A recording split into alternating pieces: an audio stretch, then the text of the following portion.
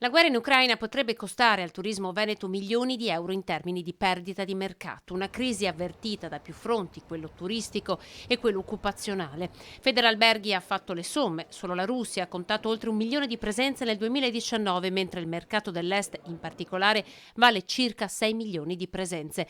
Mercato russo importante anche perché con una grande capacità di spesa che nel triennio 2017-2019 si aggirava sui 170 euro per notte. La categoria ha invocato la presenza del governo, l'attenzione anche in termini di aiuti per un settore, quello del turismo, strategico per l'economia regionale e nazionale. Il presidente di Air3, Marco Pinzi, ha confermato lo stop dei voli DAI per l'Ucraina con la rotta Venezia-Treviso-Kiev. Secondo le stime della fondazione Think Tank, nel 2019 i turisti russi e ucraini hanno lasciato nella Marca 5 milioni di euro. Preoccupazione anche sul fronte occupazionale è stata espressa oggi dalla Philcamps CGL di Treviso. Le richieste di cassa integrazione ordinaria in conseguenza a cali di fatturato per quanto riguarda le attività turistiche sono ancora tantissime.